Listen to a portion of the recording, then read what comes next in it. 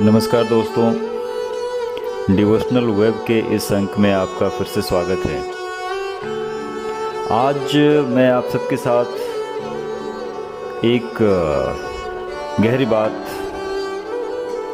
बताना चाहता हूँ कि आदमी जीवन की इस आपाधापी में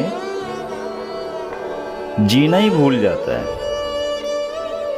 अपने वर्तमान में जिस तरीके से हमें जीना चाहिए, भूत और भविष्य की चिंता किए बगैर, न जाने इन उलझनों से दो चार होते होते हम जीना ही भूल जाते हैं। देखिए, पछतावा आपका अतीत नहीं बदल सकती और न ही चिंता आपका भविष्य संवार सकती है। आप जोड़कर देख लो। ज़रूरत सिर्फ इस बात की है कि आप केवल और केवल वर्तमान में जिएं, सिर्फ वर्तमान का आनंद लें। आज और अभी से अपने कर्म को सत्कर्म के राह पर मोड़ दें। देखिए, आपका ये मानव जीवन है ना, बहुत अनमोल है, बहुत कीमती है और इसे सिर्फ संसार की भौतिक सुख सुविधाओं के पैमाने पर न तोलें। भौतिक सुख का आनंद क्षणिक होता है, थोड़े समय के लिए होता है। फिर भी मानव जीवन भर उसी मृग तृष्णा में भटकता रहता है और इसी तरह अपने अनमोल जीवन का वास्तविक आनंद लिए बिना दुनिया से विदा हो जाता है। इंसान भविष्य संवारने और क्षणिक भौतिक सुख की खोज में सदैव लगा रहता है और इस चक्कर में अपने वर्तमान का आनंद लेना ही भूल जाता है। एक पुरानी फिल्म थी वक्त, उसका एक बड़ा प्रसिद्ध गाना था, आगे भी जाने न तू, पीछे भी जाने न तू, जो भी है बस यही एक पल है। इस पल के साए में अपना ठिकाना है, इस पल के आगे की हर से फसाना है। कल किसने देखा है, कल किसने जाना है, इस पल से पाएगा जो तुझको पाना है। जीने वाले सोच ले, यही वक्त है, कर ले पूरी आरज़ू। आगे भी जाने न तू, पीछे भी जाने न तू। ये कितनी गहरी बात है।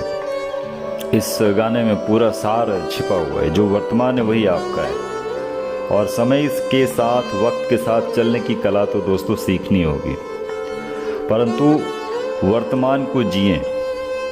अतीत में जीने वाले निराशा से भर जाते हैं और जीने का उमंग धीरे धीरे बीमार और बूढ़ा होने लगता है। दूसरी तरफ भविष्य की चिंता करने में आपका वर्तमान खो जाता है, जबकि आपका अपना जीवन तो वर्तमान ही है ना। किसी शायर ने कहा है कि वो काफिर है जो यहाँ रहने का इंतज़ाम करे, वो काफिर है जो यहाँ रहने का इंतज़ाम करे। अगर खुदा है तो बंदा फिर क्यों फिक्र सुबह शाम करे। देखिए, भौतिक सुख सुविधाओं और संसाधनों से सुख प्राप्त करने की जो चेष्टा है ना, जो कोशिशें हैं, ये किसी चलनी से दूध पीने के समान है। चलनी के भीतर कई छेद होते हैं और दूध डालते ही वो गिर जाएगा और दूध पीने के सुख या आनंद से आप वंचित रह जाएंगे, है ना। मनुष्य अपने अच्छे कर्मों से सुख पाता है और अपने बुरे कर्मों से दुख पाता है। बड़ा सीधा सा सरल सा गणित है। कोई किसी को सुख नहीं देता, कोई किसी को दुख नहीं देता। अगर आनंद चाहते हो तो अपने चित्त को सत्य चित्त और आनंद अर्थात सच्चिदानंद परमात्मा से जोड़ो, पर मानव की मुश्किल ही यह है कि वह परम आनंद को ना तो वो जानना चाहता है और ना ही इसे कभी जानने की चेष्टा करता है। आप दिन रात सांसारिक सुख भोग ऐश्वर्य की तलाश में ही चिंतित रहते हैं, जो कि क्षणिक है, टिकने वाला नहीं है।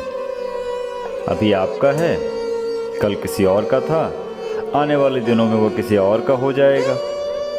इतनी वास्तविकता को रोज हम सब अपने दैनिक जीवन में बहुत करीब से देखते हैं, पर उसे समझना ही नहीं चाहते और वर्तमान में जीने का आनंद खो देते हैं। मानव की सबसे बड़ी गलती यही है कि चिंता हम छोड़ते नहीं और चिंतन हम करते नहीं। चिंता घर परिवार पद प्रतिष्ठा मान धन दौलत इन्हीं चीज़ों की होती है, जिसमें घोर दुख और निराशा भरी होती है। पर चिंतन तो परमात्मा का होता है, सच्चित आनंद का होता है। कई शब्दों के विपरीत अर्थ होते हैं, जैसे दिन का रात, अमीर का गरीब, मोटा का पतला वगैरह वगैरह। पर आप आनंद का उल्टा नहीं कर सकते। किसी ने कहा कि हाँ, आनंद का भी उल्टा तो होता है, दुख होता है। नहीं, दुख तो सुख का उल्टा होता है, आनंद का उल्टा क्या होता है? फिर किसी ने कहा कि हाँ, आनंद का उल्टा परमानंद होता है। यहाँ पर भी आनंद तो जैसे का तैसा है। आनंद के आगे आपने परम लगाया तो परमानंद हो गया, विषय लगाओ तो विषयानंद हो गया, ब्रह्म लगाओ तो ब्रह्मानंद हो गया, पर आनंद तो जैसे का तैसा है। दोस्तों, कुछ भी कर लें, आनंद का उल्टा आप नहीं कर सकते। सोचिए, जिस परमात्मा के चिंतन मात्र से हम आनंद और शांति से भर जाते हैं, वह हमें मिल जाए या हमारे अनुभव में आ जाए तो हम कितने आनंदित होंगे। हमें तो बस आपको ये बात सरलता से सहजता से स्वीकारने की कला सीखनी होगी। वर्तमान जो है वही आपका है, इसे मत खोइए और स्वयं को परमानंद सच्चिदानंद परमात्मा से जोड़ दीजिए और सहज गति से आगे बढ़ते जाइए। शेष स्वतः ठीक हो जाएगा। नमस्कार। जय गुरुदेव, जय श्री कृष्ण।